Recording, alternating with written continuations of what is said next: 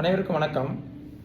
நம்ம இப்போ தொடர்ந்து தினசரி ஒரு ஜட்ஜ்மெண்ட்டு, ஒரு நல்ல ஒரு இன்ட்ரெஸ்டான ஜட்ஜ்மெண்ட்டை பற்றி நம்ம பார்த்துக்கிட்டு இருக்கோம்.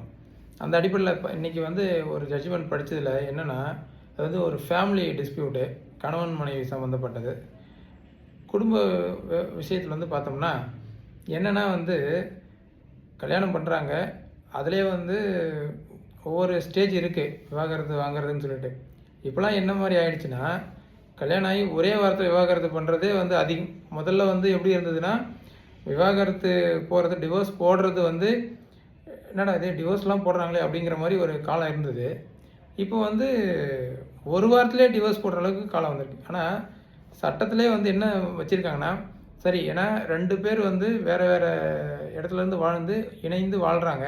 அப்போ 2 பேர் இணையும் போது சில மிஸ் அண்டர்ஸ்டாண்டிங் நடக்கும். அது போக போக பழகம் சரியாகும் அப்படிங்கிறத ஒரு விஷயத்தில் தான் மினிமம் ஒரு 1 இயராவது இருக்கணும். அப்போ தான் டிவோர்ஸ் போடணும் அப்படிங்கிறத ஒரு கண்டிஷன் வச்சுருக்காங்க. சில எக்ஸப்ஷன் கேசஸ் மட்டும் இருக்குது. பட் மற்றபடி ஜென்ரலாக 1 இயர் ஆகணும். அப்படி இருக்கும்பொழுது இப்போ என்ன பண்ணுறாங்க, அந்த ஒரு எக்ஸப்ஷன் வச்சுருக்காங்களா, அதை வச்சே உள்ள 1 வீக்லேயே டிவோர்ஸ் போடுறாங்க. அந்த மாதிரி ஒரு கேஸ் தான் இதுவும். அதில் என்னென்னா, கணவன் மனைவிக்கு எதிராக விவாகரத்து கேட்குறாரு.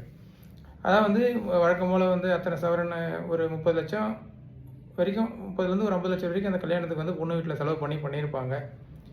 அந்த பெட்டிஷனில் பார்த்த வரைக்கும் அவ்வளோ செலவு பண்ணி கல்யாணம் பண்ணிவிட்டு 1 வீக்லேயே வேணான்னா அந்த பெண் வீட்டுக்காரங்க வாழ்க்கை என்ன ஆகுது, அந்த பெண்ணோட வாழ்க்கை என்னாகிறது எல்லாமே இருக்குது. அது என்ன காரணம் சொல்கிறாருன்னா, அவங்க செக்ஷுவல் இன்ட்ரெஸ்ட் இல்லை. அடுத்தது அவங்களுக்கு நோயெலாம் இருக்குது, பல் சிதைவு இருக்குது, ஸ்கின் ப்ராப்ளம் இருக்குது, வயசு 2 வயசு என்னோட கூட, அதுக்கப்புறம் ஒழுங்காக நாகரிகமாக நடந்துக்கிறதுக்குல, இந்த மாதிரி விஷயங்கள் சொல்கிறாரு. இப்போ பல் சிதைவுங்கிறது பார்த்த உடனே தெரிஞ்சிடும். நிச்சயதார்த்தத்துக்கு அப்பயே பார்த்துருக்கலாம், இல்லை முதல் பொண்ணு பார்க்கும்போதே பார்த்துருக்கலாம். அது ஏற்றக்கூடிய காரணமாக கிடையாது. அடுத்தது நோய் இருக்குது, வயசு 2 வயசு பெரியவங்க, இந்த மாதிரி சின்ன சின்ன காரணங்கள். ஆனால் இவங்க சைடு என்ன சொல்கிறாங்கன்னா, இவங்க வரதட்சணை அதிகமாக கேட்குறாங்க. ஏற்கனவே இத்தனை லட்சம் கொடுத்ததுக்கப்புறம் மறுபடியும் இன்னும் எக்ஸ்ட்ரா பணம் கேட்குறாங்க ஆஃப்டர் மேரேஜ். அது கொடுக்கலன்றதால இந்த மாதிரி பண்ணி கொடுமை பண்ணுறாங்க அப்படின்னு சொல்லிட்டு இவங்க சைடு. அது என்ன நடந்தது நமக்கு தெரியாது. பட் ஆனால் 1 வீக்குக்குள்ளே டிவோர்ஸ் வரைக்கும் போகிற அளவுக்கு என்ன புரிதல் இருக்கும், அப்போ எதுக்கு இந்த கல்யாணம் நடக்கணும்? இப்போ ஒரு 1 இயர் 2 இயர் ஆகுதுன்னா, சரி, ஆணோ பெண்ணோ அவங்களுடைய நடத்தை சரியில்லாமல் இருக்கலாம். நடத்தை மீன்ஸ் சைக்கோ மாதிரியோ, இல்லை ஒத்து போகாது மற்ற கூட இணைந்து வாழ்கிற பக்குவமோ அந்த மாதிரி இல்லாமல் இருக்கலாம்னு சொல்ல வரேன். அப்படி இல்லாமல் இருக்கலாம். ஸோ பொறுத்து பார்க்க முடியாது, இவங்களுடைய குணாதிசயம் இதான் ஒத்து வராது அப்படின்னு சொல்லிட்டு போகிறதுல ஒரு அர்த்தமாக இருக்கும். ஏன்னா பிடிக்காத வாழ்க்கை வாழ முடியாதுல்ல. ஆனால் இந்த வழக்கில் 1 வாரம் தான் ஆகுது, அவங்களே விவாகரத்து போகிறாங்க. அதில் என்ன ஆகுது, அப்பீல் ஹைகோர்ட் வரைக்கும் போகிறாரு அவர். அதனால தான் இது ஜட்ஜ்மெண்ட் வந்திருக்கு. ஹைகோர்ட் வரைக்கும் போகிறாரு. அந்த கணவர் வாழவே கூடாதுன்னு சொல்லி 2014 கல்யாணம் ஆகி இப்போ 2026 10 வருஷம் தாண்டி போராடிட்டு இருக்காரு.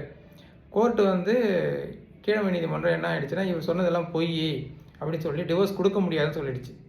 ஏன்னா என்னென்னா, ஒருத்தருக்கு கூட கட்டாயப்படுத்தி வாழ முடியாதுன்னா கூட பொய்யா சில காரணங்கள் சொல்லி, அதுவும் கல்யாணம் ஆகி 1 வாரத்திலேயே எந்த கொடுமையும் நடக்காமல் கற்பனையில் ஒரு கதையை கட்டி இந்த மாதிரி செய்கிறது ஏற்றுக்க முடியாது அப்படிங்கிறத நீதிமன்றம் பார்க்கும். ஏன்னா வாழ்க்கையில் கஷ்ட நஷ்டங்கள் வரதான் செய்யும்.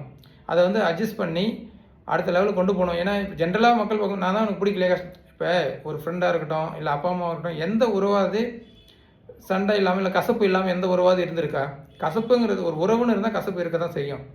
அது வந்தால் தான் அடுத்தது அடுத்த லெவலுக்கு போக முடியும். அப்போ இந்த கல்யாண உறவில் மட்டும் என்ன ஆகுது, அந்த கசப்பை ஏற்றுக்க மாட்டேங்கிறாங்க. அப்போ அந்த அடிப்படையில் என்ன 1 வாரத்துலேயே உடனே டிவோர்ஸ் புரிஞ்சிக்கிறதுக்கோ, இல்லை அவங்களுக்கு டைம் ஸ்பேஸ் கொடுக்குறதோ எதுவும் கிடையாது. ஒருத்தவங்க வேறு இடத்துலேருந்து வாழ்கிறதுக்கு வேறு ஒரு இடத்துக்கு வராங்க. அந்த இடத்த அட்மாஸ்பியரை புரிஞ்சுக்கணும், அங்கே இங்கே இருக்கிற ஆட்களுடைய குணாதிசயத்தை புரிஞ்சுக்கணும், அண்டர்ஸ்டாண்டிங் ஆகணும்.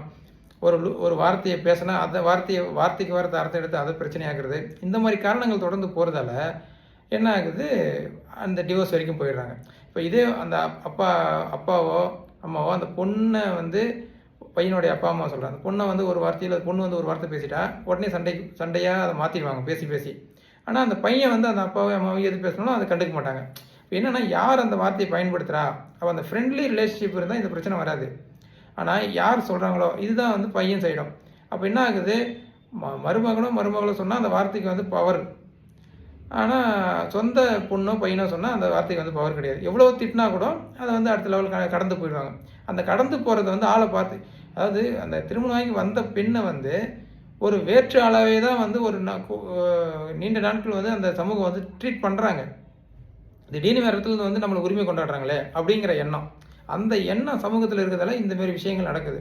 இதுக்கு முன்னாடி வந்து அட்ஜஸ்ட் பண்ணிட்டு இருந்தாங்க. இப்போ எதுக்கு நான் அந்த கொடுமையை அட்ஜஸ்ட் பண்ணணுன்றது கேள்வி கேட்கும்போது இந்த நிலைமைக்கு வந்து தள்ளப்படுறாங்க. அப்போ அதுதான் நீதிமன்றமும் என்ன பார்க்குதுன்னா, எடுத்த உடனே ஒரு குடும்பத்தை பிரித்து வச்சு அதில் வந்து எந்த பலனும் கிடையாது. அடுத்து மறுபடியும் அவங்க மேரேஜ் பண்ண போகிறாங்க, இன்னொரு துணையை தேட தான் போகிறாங்க. அப்போ அந்த பக்குவம் வந்து வரணுங்கிறதுக்காக கொஞ்சம் டைம் லிமிட் கொடுக்குறாங்க. நிறைய பேர் கோவப்படுறாங்க, எதுக்கு வந்து டைம் லிமிட் கொடுக்குறாங்க, எங்களுக்கே பிடிக்கல, எதுக்கு நீங்கள் டைம் லிமிட் கொடுக்குறீங்கன்னு. அந்த குறைஞ்சபட்ச டைம் லிமிட்டாவது வேணும். அதுவும் இந்த மாதிரி வந்து இவங்க பெண் வந்து வாழணும்னு விருப்பப்படுறாங்க, ஆண் வந்து வாழணும்னு விருப்பப்படலை. அந்த அடிப்படையில் இவர் சொல்கிற ரீசன் எதுவுமே வந்து அதுக்கான எவிடன்ஸ் கொடுக்கல. அந்த டிசீஸுக்கு எவிடன்ஸ், டாக்டர் எவிடன்ஸ் கொடுக்கல, அந்த ஏஜ் ப்ரூஃபு கொடுக்கல. அவங்க என்னென்ன குற்றச்சாட்டு வச்சாலோ அந்த செக்ஷுவல் இன்ட்ரெஸ்ட் இல்லைன்னு சொன்னார், அதுக்கும் எந்த ஒரு மெடிக்கல் எவிடன்ஸும் கொடுக்கல.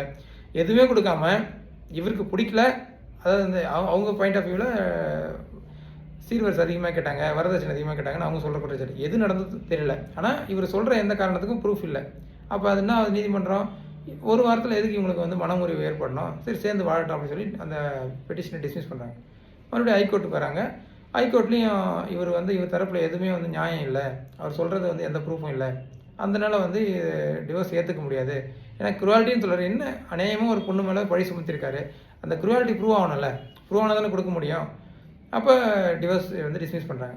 அதனால் இப்போ நீதிமன்றம் என்ன விரும்புதுன்னா, மக்கள் வந்து இணைந்து வாழணும், எல்லோரும் வந்து அட்ஜஸ்ட்னா வந்து ஒருத்தவங்களுடைய கொடுமையை அட்ஜஸ்ட் பண்ணிக்கணும்னு கிடையாது, விட்டு கொடுத்து இணக்கமாக வாழ்ந்து சமுதாயத்தை வந்து முன்னேற்றணும் தான் நீதிமன்றம் விரும்புது. ஆனால் இருக்கிறதுலே இப்போ வந்து வழக்கு எந்த நீதிமன்றத்தில் அதிகமாக ஃபைல் ஆகுதுன்னா குடும்ப நல நீதிமன்றத்தில் தான் வழக்கு அதிகமாக ஃபைல் ஆகுது. இது எங்கே போய் முடிய போகுதுன்னு தெரியல. மீண்டும் அடுத்த வழக்கு விவரத்தோடு சந்திப்போம். நன்றி, வணக்கம்.